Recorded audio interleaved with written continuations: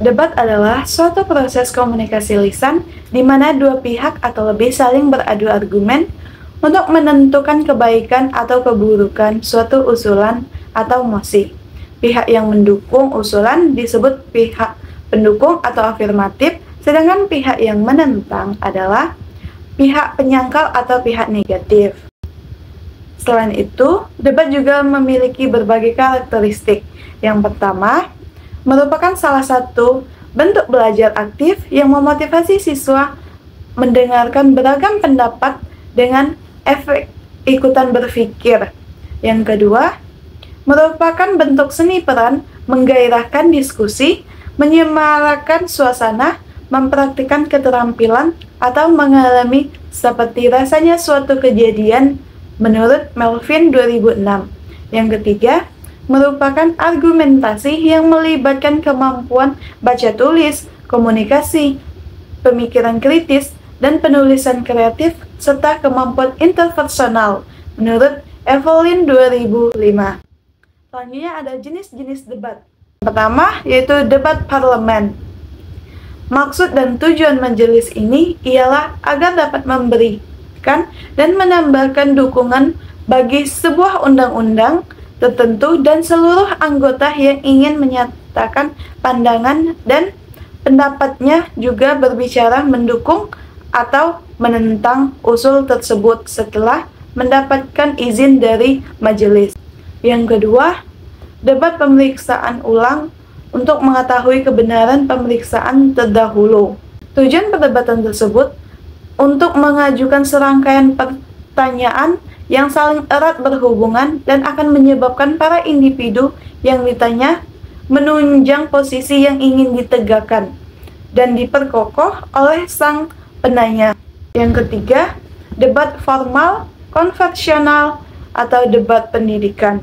Tujuan debat formal ialah untuk memberi kesempatan bagi dua tim pembicara untuk mengemukakan kepada para pendengar dengan sejumlah argumen yang menunjang atau yang membantah suatu usulan. Setiap pihak diberikan jangka waktu yang sama bagi pembicara-pembicara konstruktif dan juga bantahan. Debat kompetitif dalam bidang pendidikan tidak sama seperti debat sebenarnya di parlemen. Debat kompetitif disebut tidak bertujuan untuk menghasilkan keputusan, tetapi lebih diarahkan agar dapat mengembangkan kemampuan-kemampuan tertentu di kalangan pesertanya. Contohnya seperti kemampuan dalam mengutarakan pendapat secara logis, jelas, dan terstruktur, kemampuan mendengarkan yang berbeda, dan kemampuan dalam berbahasa asing jika debat dilakukan dalam bahasa asing. Ya, ada bentuk dan ciri-ciri debat. Bentuk debat yang pertama, debat melibatkan dua kelompok, yaitu kelompok pro dan kelompok negatif, yaitu kelompok kontra. Masing-masing pihak bertugas mengajukan suatu usulan yang memihak pro kepada suatu kebijakan, misalnya pemerintah, dan mengajukan sanggahan atau kontra untuk menolak usulan pihak pro. Yang ketiga, masing-masing pihak, pro dan kontra, mendapat alokasi waktu yang setara untuk mengemukakan pandangannya.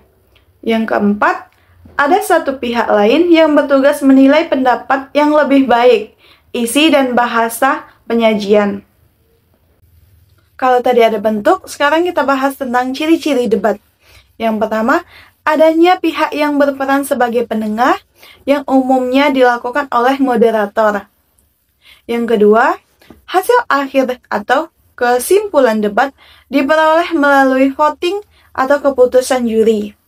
Yang ketiga, terdapat dua sudut pandang, yaitu pro dan kontra atau adanya afirmatif, pihak yang menyetujui topik, dan negatif, pihak yang tak menyetujui topik. Yang keempat, adanya saling adu argumentasi yang tujuannya untuk memperoleh kemenangan salah satu pihak. Yang kelima, adanya suatu proses saling mempertahankan pendapat antara kedua belah pihak. Yang keenam, sesi tanya jawab bersifat terbatas dan bertujuan untuk menjatuhkan pihak lawan dan dipimpin oleh moderator. Selanjutnya yaitu tujuan debat. Yang pertama, melatih siswa untuk berpikir kritis terhadap semua materi yang telah diberikan. Yang kedua, meningkatkan kemampuan merespon sebuah masalah atau rebuttal dikarenakan di sini terjadi adanya suatu proses saling mempertahankan pendapat di antara kedua belah pihak.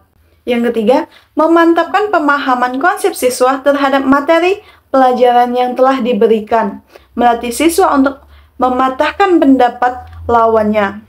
Yang kelima, melatih siswa untuk berani mengemukakan pendapat. Yang keenam, membiasakan siswa berpikir demokratis dan menghargai pendapat orang lain dan tidak menganggap pendapatnya selalu benar. Yang ketujuh, melatih siswa bersikap sabar dan penuh toleransi untuk mendengarkan pendapat orang lain. Etika dan unsur berdebat. Etika berdebat yaitu memiliki pengetahuan yang baik, pertimbangan yang mengomunikasikan argumen atau persuasi, keterampilan dalam membuktikan kesalahan dan celah, mengerti prinsip-prinsip dalam penyampaian persuasi dan penggunaan argumentasi dalam melemahkan pernyataan lawan, penyampaian pidato maupun argumentasi secara terarah, lancar, dan kuat, serta mengapresiasi fakta. Selanjutnya unsur-unsur debat. Yang pertama, memiliki mosi. Mosi adalah topik atau bahasan yang akan diperdebatkan dan mempunyai sifat konvensional. Adanya mosi sangat penting karena di dalam sebuah debat terdapat pihak pro dan kontra. Yang kedua, debat harus memiliki pihak pro atau afirmatif yang menyetujui terhadap mosi yang telah diberikan. Pihak pro akan memberikan pidatonya terlebih dahulu mengenai alasan mengapa mendukung pernyataan di dalam mosi. Yang ketiga, selain pihak pro, terdapat juga pihak oposisi atau pihak kontra yang tidak setuju dengan mosi yang telah diberikan. Pihak kontra akan menyanggah pernyataan dari pihak afirmatif. Yang keempat, sebagai penengah dalam pihak pro dan kontra, debat harus mempunyai pihak netral atau pihak yang tidak menaruh dukungan dan tidak condong terhadap salah satu pihak.